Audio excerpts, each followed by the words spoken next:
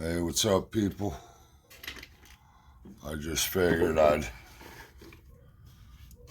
get on here and give you guys an update.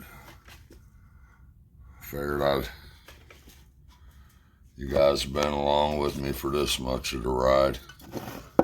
Might as well finish it up together.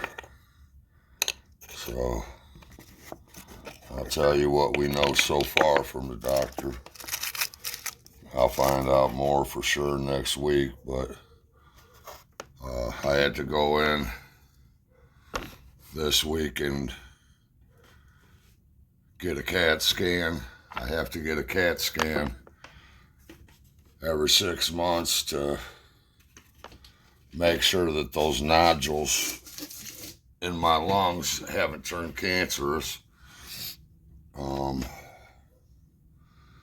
It's a preventative thing.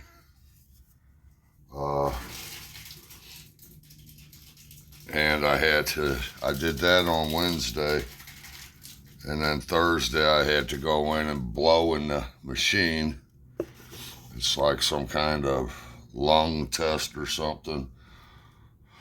You gotta blow in this machine. It's a workout for you when you got emphysema, but I did that Thursday, and I was really dreading it, but it worked out good. There was a woman going through some rough stuff. Her husband of 43 years passed away, and we had a beautiful conversation. I was talking about my Amy, and she was talking about her husband and her children, and it was really cool, for two complete strangers to have such a wonderful conversation. But I got home, and when I got home, I got a call from my pulmonary specialist, and they said that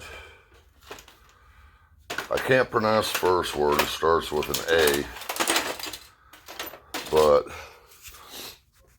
basically, from what Amy and me can make out of it, we'll find out more when I see the doctor, because they got a thing called MyCharts where we can look up our test results on everything.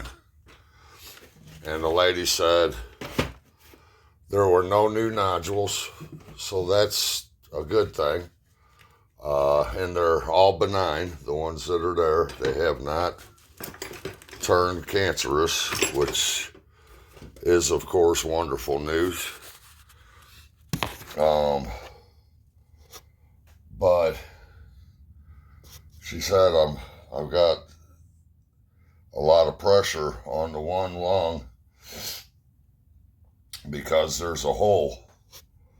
Somehow a hole's developed in my lung where air's going in between my lung and in my chest cavity, and it's putting pressure on the lung. It's not life-threatening right now or nothing, but that makes a lot of sense. It explains why my breathing has really been so bad. I remember when I was a kid, me and my uncle were messing around, and I was running underneath this big thing, and he swung. He didn't know I was coming out, and I got hit with the bat, and then I come up and hit the tree too. Said my Uncle Jimmy's, and I didn't know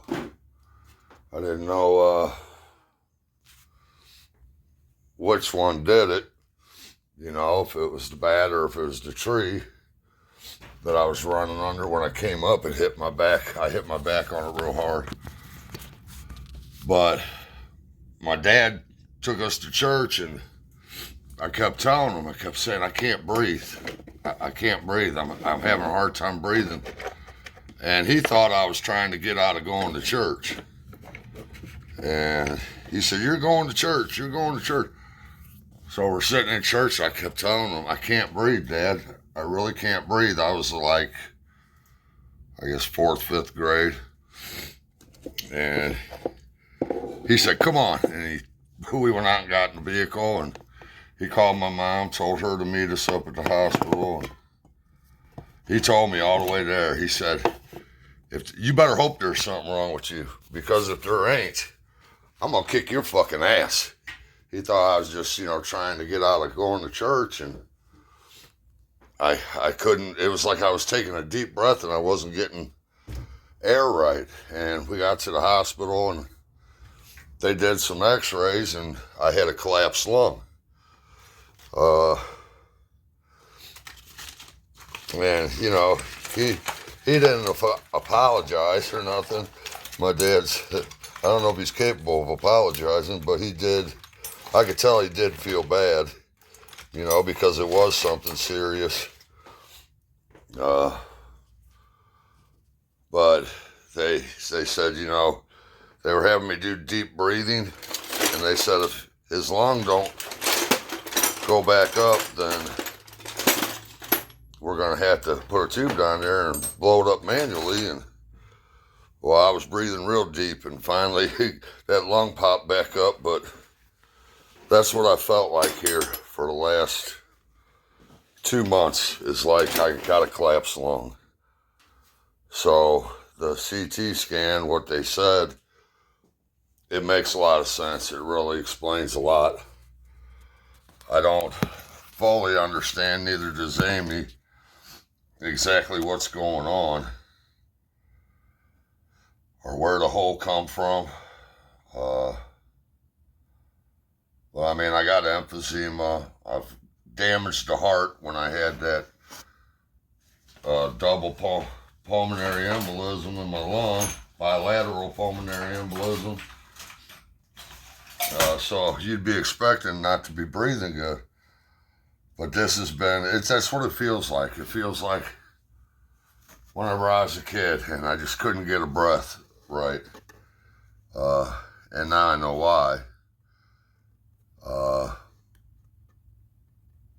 But good news is no cancer. And there are some people that live on one lung, so may I have to get on oxygen for long, I don't know. But my buddy Dave's on oxygen. He's got a little portable tank. Crazy Dave. All the guys I ran with in Arizona, they were all, technically, they could have been my father. Well, Gary was like a father to me. They were all Vietnam. They were, old enough to be fighting in Vietnam when that was going on. And Crazy Dave, he's got a little portable oxygen tank he carries around with him. Well, when COVID hit, a guy that was like a big brother to me, Injun Joe, he got COVID and was in the hospital, and they weren't letting nobody in. And fucking Crazy Dave snuck up in the hospital room with these portable oxygen tank. Now that's loyalty right there. You got a friend that's dying of a pulmonary lung disease with that COVID. You got emphysema and you're on oxygen, and you go up in that room to tell your brother goodbye.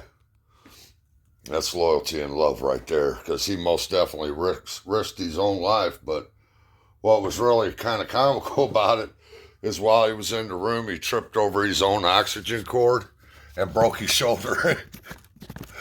Crazy Dave, man. God bless him. But yeah, he broke his own fucking shoulder. Crazy motherfucker. Yeah.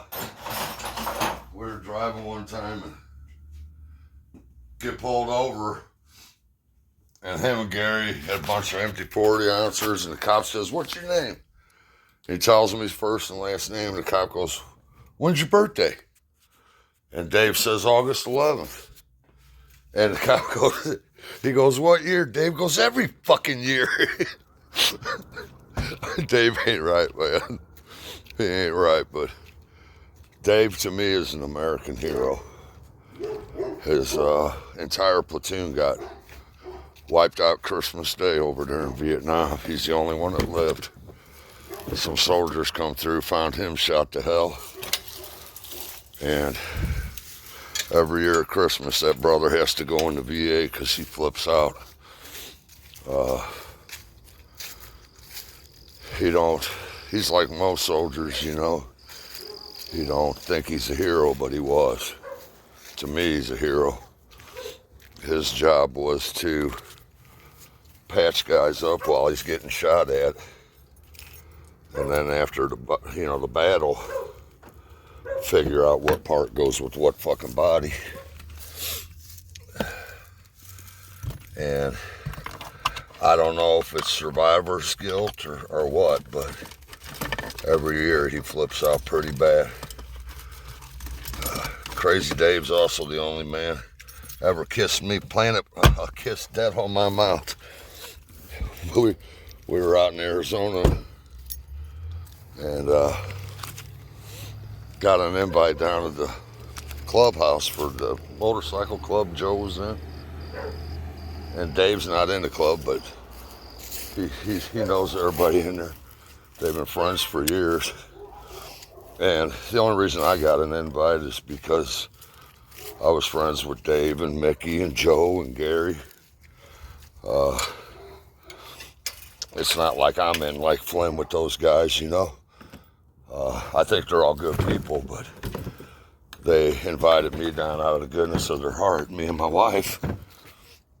Last thing, I don't drink anymore, but I did that night with Joe, and last thing I remember, it was 2 o'clock in the morning, and I was doing shots of Wild Turkey 101. Fucking, I wake up the next morning with Dave going, Mark. And fucking, I was outside the hotel room sleeping in my underwear. So that's when you know you had a pretty good time. But Amy sent them out to find me. I was MIA. I got a picture of it. I'll put it with this video. And then the reason I brought up Dave kissing me on the mouth, fucking, we come back the year before that, and we went by Lee's. That was Mickey's woman, and fucking Dave come by. And whenever he's getting ready to leave, I walked him out, and I said, man, Dave, I said, I appreciate you coming by. I said, I always thought that you just put up with me because I was Mickey and Gary's friend. He goes, at first. He said, but after I seen what you did for Gary, that showed me what kind of motherfucker you were. And he said, you always got a family here, Mark. You always got a home here. And he grabbed me by both sides of my head and kissed me down the mouth. And at first I was pissed. I mean, pissed. That ain't never happened before. And I looked at him and I could see it in his eyes. Just that devious, like, what's he going to do? What's he going to say? You know? And I looked at him and I said, what, Dave, no tongue? And he started laughing his ass off. But Dave ain't right, but to know him is to love him. He's got a lot of scars from the war, and I'm not going to comment on that. I've never been to war. I tried to serve, but I lied about, at the time they had non-grad seats, and I lied about a Class A misdemeanor, and that kept me out. But I don't comment on combat war experiences because I've never been there. I have no right commenting on it. I don't know what it's like. I've never been there, and I'm not gonna say what's going on in the man's brain or what he should do about it, because that would be disrespectful. Unless you've been there, you don't got no business talking about it. And even if 2 men have been there, one man might deal with things different than another man. We're all a little different, but yeah, Dave's a mess. I love Dave. And I'll put that picture up at the beginning and the end of this. Me in my underwear and him standing outside the hotel room. Amy Amy told him I was MIA, and Dave went hunting for me. That was the last time I saw Big Joe alive. He died of COVID, and it was really weird. About 2 months after he died, I was really heartbroken when Joe died. Joe was like a big brother to me, and I put a picture up of me and Amy and me sitting on his bike at the clubhouse, and I loved Joe. Joe was a Marine, served his country, and then his job, he went all over the country. They pump concrete underneath these big commercial buildings and raise them up with concrete pumping it underneath them. But he was a good dude. But a few months after he died, I had this dream. And when I had the dream, Mickey had died already. Gary had died. Joe had died. Mickey and Joe were brothers. And I come pulling up at Mickey's on my bike here, and I got off and I walked up to the gate, and Mickey let me in like he always does, and I was on this bike, and I go, man, Mickey, I sure do miss Joe. And he said, what do you mean you miss Joe? I said, he died, Mickey, COVID. And Mickey said, no, he didn't. He's up on the hill. So I had already stopped, turned the bike off and everything, so I ran up the hill. Just sprinted up there. And I get towards the top of the hill, and there's Joe.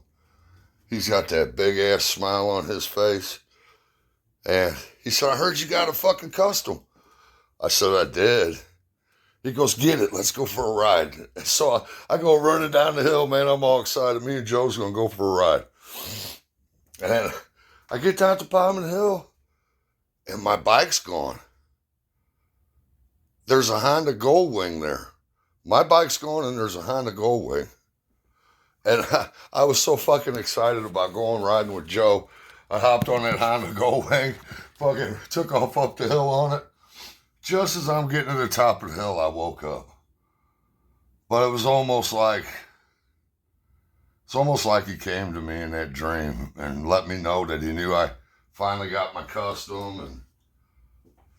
And then Gary was the one that talked me down. I had a guy in Arizona rip my wife's boss's daughter off 10 grand. And he was a tweaker. But Gary drew this. I don't know if you could see it. Nah, you ain't gonna be able to see it. How can I don't got no light out here. Well, let me plug this in. Gary was like a father to me. But I told that dude, I said, you got 24 hours to pay her back her money. I'm going to start hunting you, dude. And he started, fuck you, this and that. I'm not going to argue with you on the phone, motherfucker. Gary drew that. It's on a wooden seat of a chair. It's like a long black-haired Mexican gal wearing Daisy Dukes at a hot dog stand. But Gary drew that. But anyhow, they were just, I've always tended to run around with older people. And I talk a lot. But running with those older people, as much as I talk, I pick up on every fucking thing being said going on around me. And I learned a lot from them out there. There's something I took from each one of them and incorporated it into my own life and brought it home with me. Gary, though, man, I'm not going to tell that story tonight. It's sad. I was almost a perfect friend one time, though. But Gary's like a father to me. I loved him very much. Whenever I got a hold of that dude, that I heard him with my own ears. He said, do you tell him I know where he lives? I'm going to kill him, his wife, and his kids. And at first I was like, this is probably a dog, no teeth. And then that what if hit. That what if is what fucked him. Because I thought, this is a tweaker. This dude's up for days. He might get where he ain't thinking right in the head. When I'm sleeping for work, he's creeping and shit. And that what if got me. What if he follows through on what he said and hurts my wife or my children? Can I live with that? And immediately the answer was no, and I started hunting him. Kicked in a lot of doors out there hunting him. And then finally, I got tired of that shit, and I went by her boss's daughters. I said, call him. Tell him I'm scared to death for me and my wife and my kids, and I want to quash this. And he was dumb enough to believe that. I got a hold of him, and I wasn't trying to cover nothing up. I truly believed in my heart that I had to cut the head off the snake or my family could get hurt. That's why it's so dangerous threatening a man's family and kids. But what happened was Gary walked in after about 40 minutes of me working on this dude. And he stood there for a while, and then finally he said, God damn it, you're going to kill him. That's enough. And I said, what do you think the plan is? Fuck the shallow grave. I'm not digging a shallow grave out here in this caliche. I'll take him out by Sawtooth Mountain out there, out past Marana, and I will let the javelina and the coyote drag this piece of shit all over the fucking desert. And it took him a while, but he talked me down. And I kept saying, look at this motherfucker's face. He ain't never going to look right again. Fucking, I can't let him live. And I loved him enough that he talked me down, and I'm glad he talked me down because I was out of control with rage. But the man threatened to kill that which I hold most dear in this world, my wife and my children. And those tweakers, man, they're dangerous because they stay up for days and they see the shadow people, they ain't thinking right. So I felt like I had to go deal with that motherfucker. But Gary saved my life talking me down that night because I sure would have got caught. They had to change the carpets out in the living room, dining room, halfway down the hall and in the master bedroom. There's so much blood in that fucking house. And as a Christian, I know that's wrong to do that to a man, but I'm not going to sit here and lie to you and tell you I feel bad about it because I don't. As a man, my number one purpose in life is to provide for and to protect my wife and my children. That's my number one priority in life. That's a man's job. You protect your family and you provide for them. And the dude said the wrong shit to the wrong motherfuckers. What happened? You don't tell somebody to spend as much time as I have locked up, and then especially being locked up in a maximum security penitentiary. Whenever I was in prison, I got out in the 91, or I got arrested in 91. I got out in the mid-90s, and I have not been arrested since. Now, that night was luck that I didn't get arrested. I put the fear of God in him. He didn't go to the police. But, you don't threaten a man's wife. The school I grew up in, this new school sucks ass. I'm sorry, but it does. The school I grew up in, if you had a beef with the dude, you didn't ever, ever, ever threaten his wife and kids. Now, if it was a situation where she was part of the game, like if you were into it over some street beef, and she was part of the game, playing the game, that was different. But when two men got a problem, you leave the man's children, and you leave the man's wife out of the equation. That's the honorable way to do things.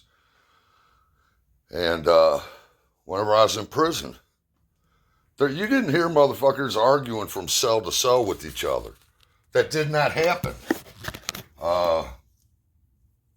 Demel Hanna, he did time same place I did, and he tells a story about this guy doing that fucking yip, yip, yip, yip, yip. And he was in after me, but he fucking said, you know, dude, the young guys all yell and say, when we come off lockdown, I'm going to woo, woo, woo. And a couple weeks later, them bars rolled and everybody stepped out on the gallery. And that young boy forgot about him running his mouth and everything, forgot all about it. That old motherfucker did what most convicts are going to do. Okay, we're in a world where there's no running. I can't run and get away from you. You just threatened to stab me up and take my life. So that means you got two choices: wait around and die, or shank up and kill him before he kills you. And that's exactly what happened when the bars rolled. Everybody stepped out, and that old man wasn't playing. He stabbed him in the neck and killed that motherfucker. Whenever I was in prison, there wasn't all that bip, bip, bip, bip, bip, bip, bip, bip shit. You didn't do it. Arguing on the telephone, you didn't do it. It was weak.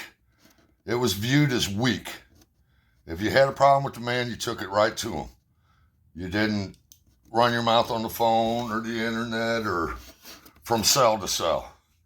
It's a stupid thing to do in a max. I mean, I guess prison changed since I was in there. Well, I know it has, because my homie Johnny, he's done 22 years in Illinois, and he's sitting on 4 Class X felonies right now.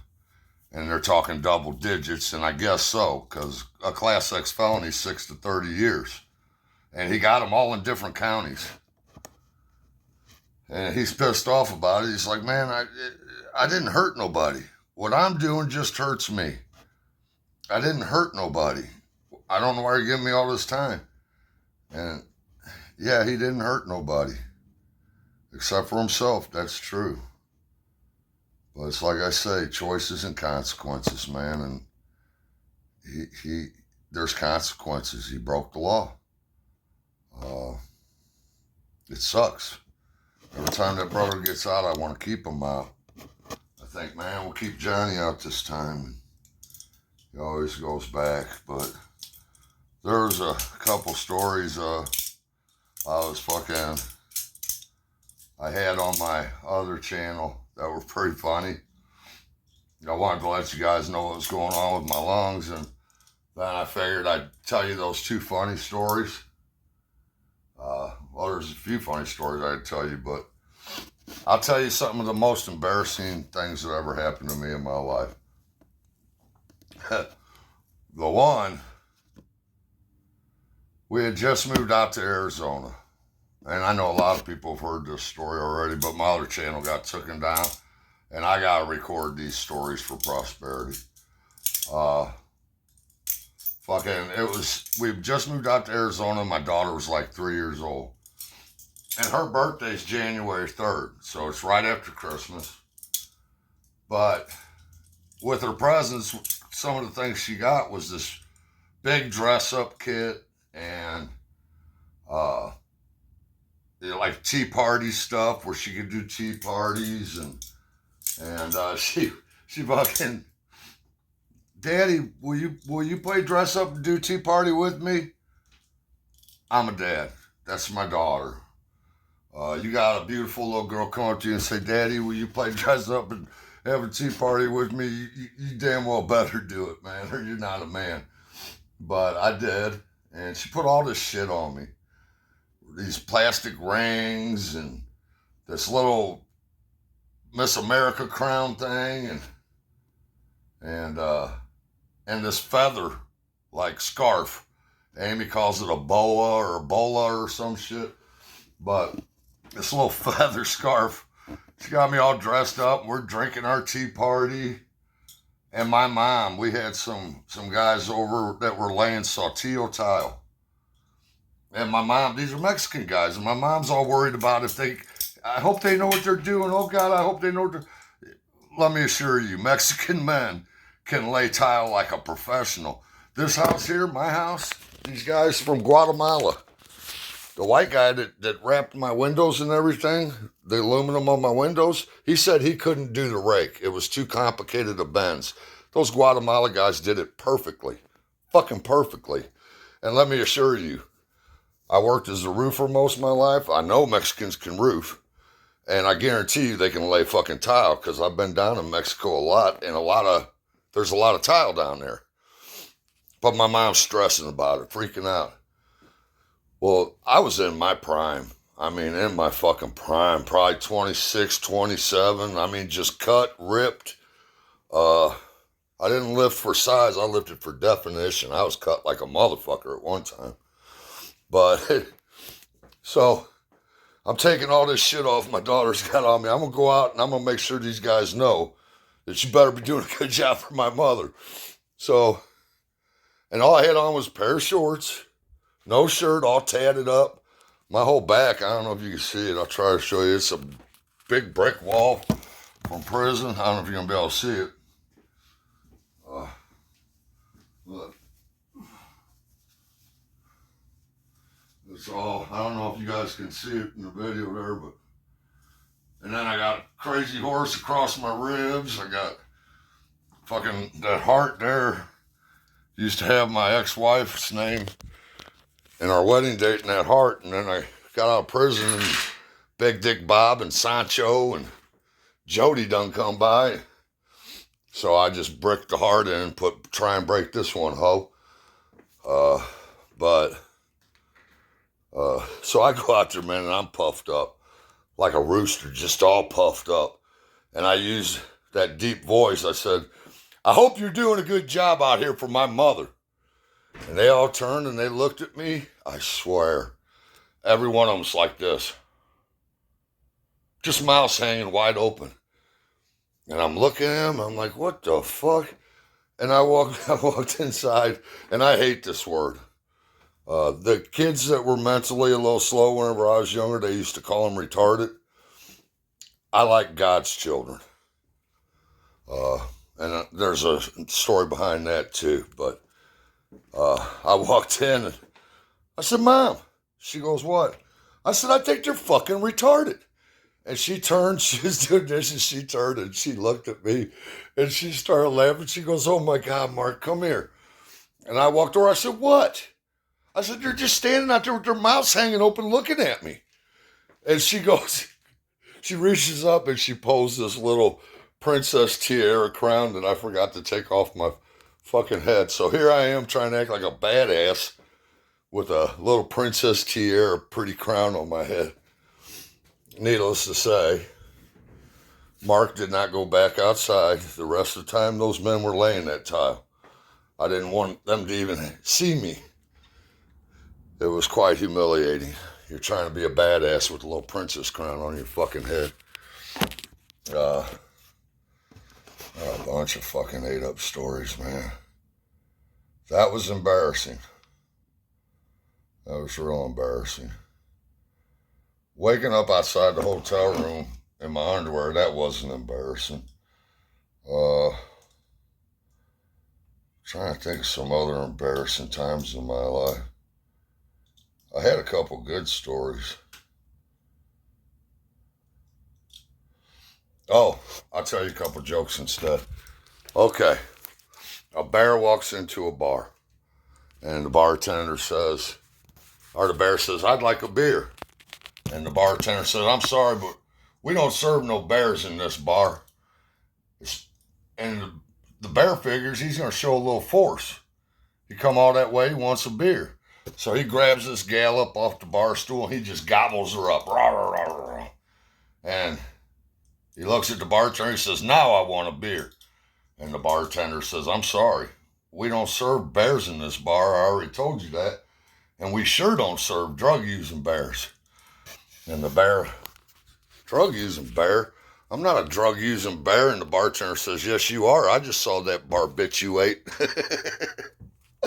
Get it? Barbiturate. I like that one. On a serious note, you guys watch the news, look at what happened here in St. Louis. This is how crazy shit's getting. This dude had one of them old Econo vans. He got tricked out, kind of like Pimp My Ride thing. And they had it for like 6 months working on this van, putting in a badass stereo system. It had a bed in it, wet bar, fucking like a, where you could watch movies and shit in there. It was badass. And he was pulling it off the lot, and this woman just, bam, T-bones him right in the side of the fucking van. Totals it. I mean, hits him hard. And he pulled that, what the fuck them things called? It's like a boomerang antenna deal, like on, on the limos and stuff. What's it called? An aerial. He rips the aerial off and starts beating this woman with it. And she ends up having to go to the hospital. She's a mess. And they announced like 40 minutes after she got to the hospital that she had died. She died of venereal disease. That's right. That's funny. The dirtiest, most disgusting joke I've ever heard in my life, my sweet Amy told me. I'll never forget it. It was me and a couple of my brothers was standing there.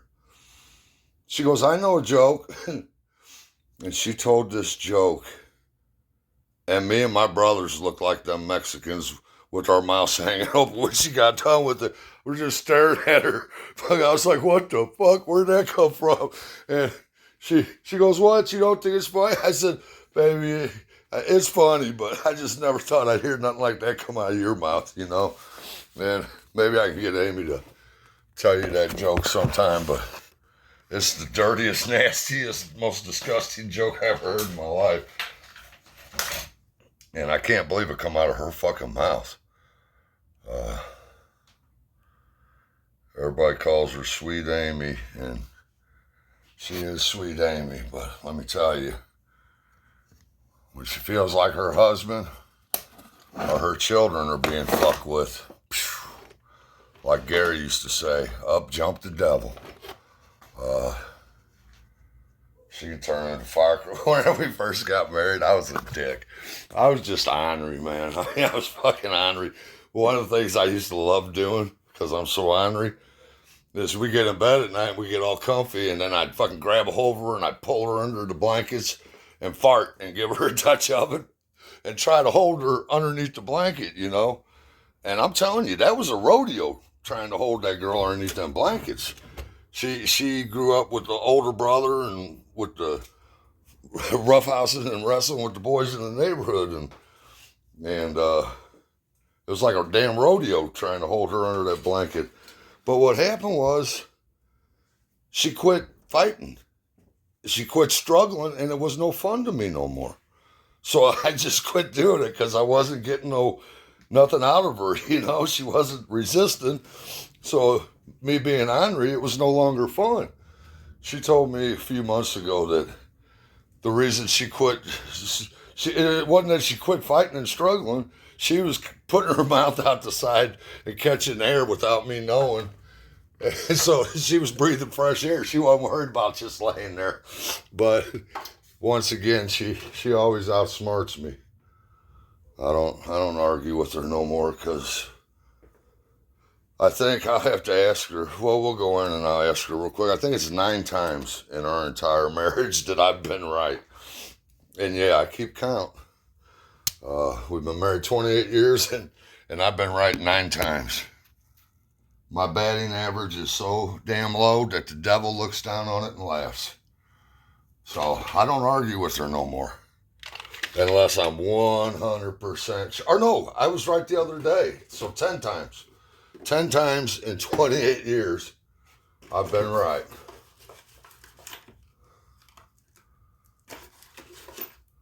But I'm trying to get my batting average up a little bit before I die. And I put a song up for Amy and then for my daughter, Tiffany. Every time I hear that Tim McGraw, My Little Girl, reminds me of my daughter. And I tell you what, I was well on my way to becoming my father's son. You know, just like my dad. Violent. Didn't matter who it was. You pissed me off, I'd knock you upside your head. And I truly believe this with all my heart, that every man, God should make every man have a little girl before he has a son. I don't know how it is for other men, but for me personally, when my daughter come into this world, it just, the whole way I looked at women changed drastically. I looked at each woman like that's somebody else's little girl.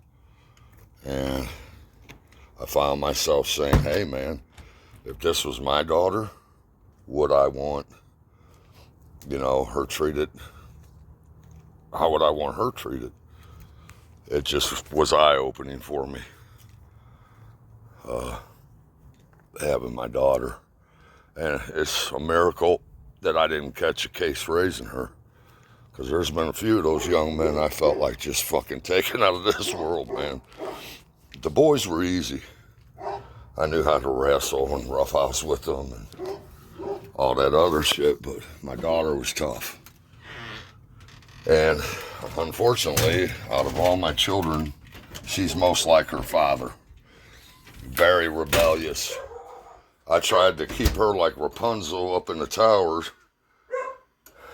overly protective, and she did what her father would do. She rebelled against that shit. It got pretty crazy for a while, man. I mean, I was foaming at the mouth in a rage one time, and I smacked her ass and spank her, and the last time she grabbed a little step stool, stepped down, slammed it down right in front of me and stood up on it on her tippy toes so she'd go nose to nose with me. I had to leave the house. I was so damn angry. There's just no back down in her. She's a fireball, but she ain't got no fighting skills. So, you know, it's like they say in that movie, $1 Million Baby. He says, you show me a fighter that's all heart, and I'll show you somebody waiting on a beating. But that girl's got heart. Well, I'm going to get off here. Amy, how many times have I been right now? 8. No, it was 9, and I was 10 the other day. Remember, I was right the other day. It's 10, right? Hey, Solly, there's little Solly. And there's little Henny Penny. She's a good girl. She's my little snuggler. But I'm going to get off here, guys. I just wanted to let everybody know what was going on with the fucking lungs and everything. And I'm just trying to stay positive. You know, I don't look at it like, look at how little time I might have. I look at it like, look at all the extra time I got. Believe me when I say, I have buried many, many men better than me. That's a fucking fact. So I'm grateful to still be here and still get some time with my beautiful wife, even if I'm never right. That's all right. She can be right. She keeps me on the straight and narrow. She's my North Star. But I love you guys. Oh, and to Tommy Thunder, I don't know what's going on, bro, but my God does. And I'll be praying for you, man, okay? You're a solid dude. You're good people. Met a lot of good people. And you guys have been riding with me this far, so I figure, like the Traveling Wilbury song, might as well take you guys with me to the end of the line, you know? But much love and respect, mofos. Peace out.